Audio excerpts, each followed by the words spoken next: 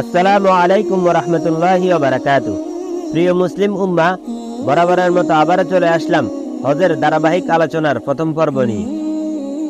আজকের এই ভিডিও থেকে জানতে পারবেন হজ কি ও কাকে বলা হয়, হজের আবিধানিক ও পারিভাষিক অর্থ কি, হজ কত প্রকার ও কি কি, হজের গুরুত্ব ও ফজিলত এবং হজ কাদের উপর ফরজ।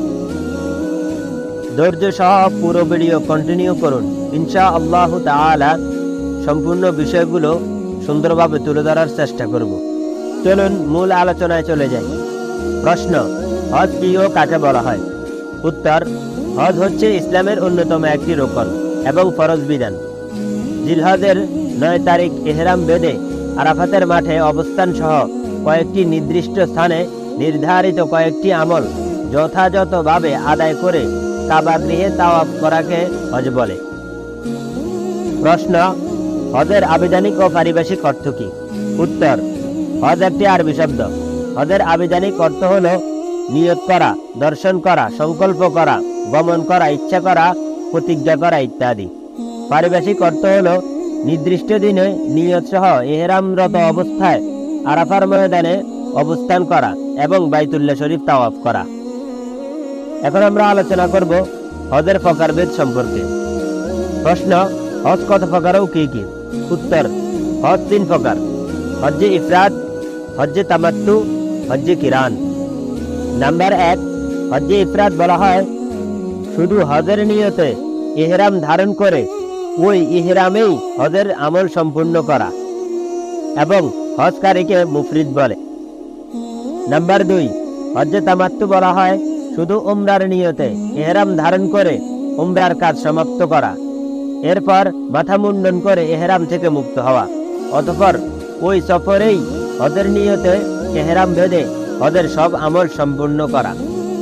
3 নাম্বার, হজ্জে কিরান বলা হয় একসঙ্গে উমরা ও হজের নিয়তে ইহরাম ধারণ করে ওই একই ইহরামে উমরা ও হজ পালন করা।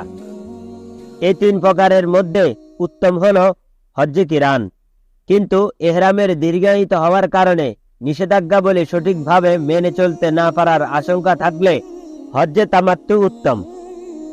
দলিল ফতুয়ায়ে শামী, খণ্ড নম্বর 2, পৃষ্ঠা নম্বর 529। এবার আমরা আলোচনা করব হজের গুরুত্ব ও ফজিলত সম্পর্কে। হাদিসে হজকে উত্তম আমল হিসাবে উল্লেখ করা হয়েছে। একবার রাসূল সাল্লাল্লাহু আলাইহি ওয়াসাল্লামকে জিজ্ঞেস করা হলো, সর্বোত্তম আমল কোনটি? তিনি বললেন, আল্লাহ ও তার রাসূলের প্রতি ঈমান আনা। প্রশ্ন করা হলো, তারপর কোনটি? তিনি বললেন, আল্লাহর রাস্তায় জিহাদ করা। আবার প্রশ্ন করা হলো, এরপর কোনটি? তিনি বললেন, হজ্জে মাবরুর তথা মকবুল হজ।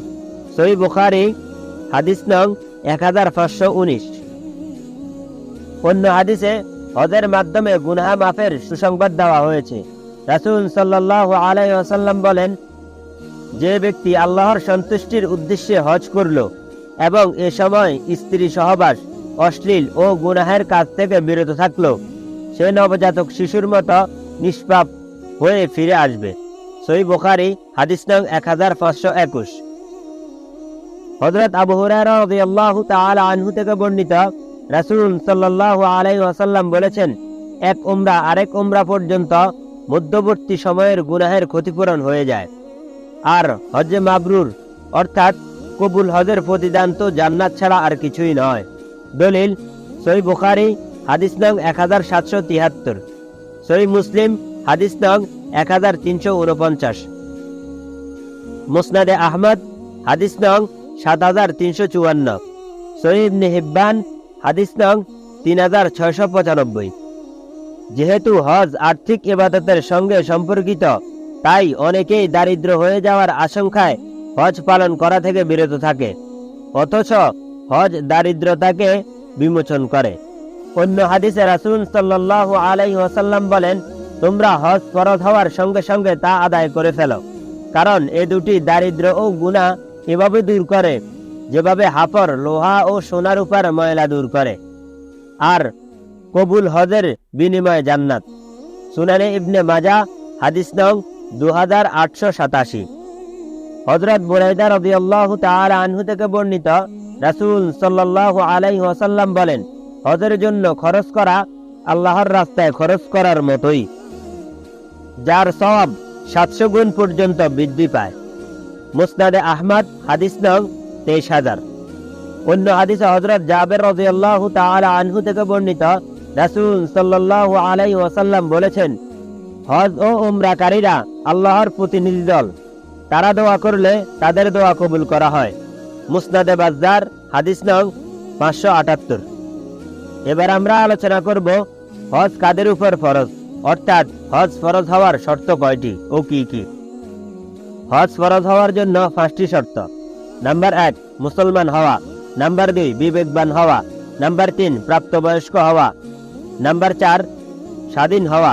নাম্বার 5, দৈহিক ও আর্থিকভাবে সমর্থবান হওয়া।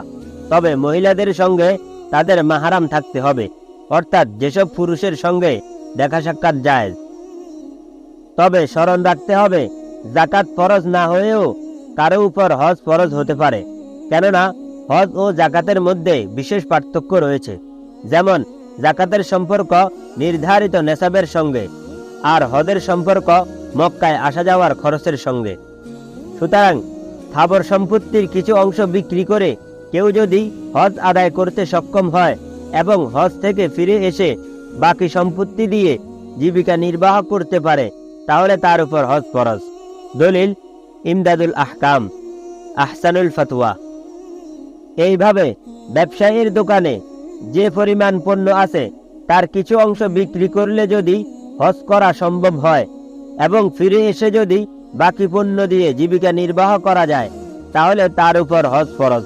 দলিল ইমদাদুল আহকাম। মুসলিম সমাজে একটি প্রচলিত ভুল ধারণা রয়েছে, তা হলো আগে পিতামাতার হজ করাবো, পরে নিজের কথা চিন্তা করব। এটি সঠিক নয়, বরং সমর্থ থাকলে তাদের নিয়ে একসঙ্গে হজ করবে, অন্যথায় আগে নিজের ফরজ আদায় করবে। দলিল রাহমানিয়া। এখন আমরা আলোচনা করব হজের বিধান সম্পর্কে। হজ আল্লাহর ফরজ বিধান।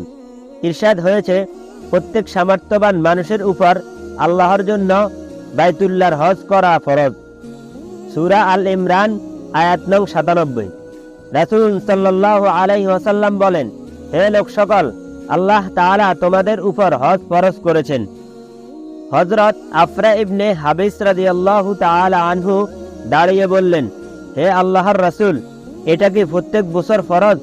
উত্তরে রাসূল সাল্লাল্লাহু আলাইহি ওয়াসাল্লাম বললেন, আমি যদি হ্যাঁ বলতাম তবে ফরজ হয়ে যেত।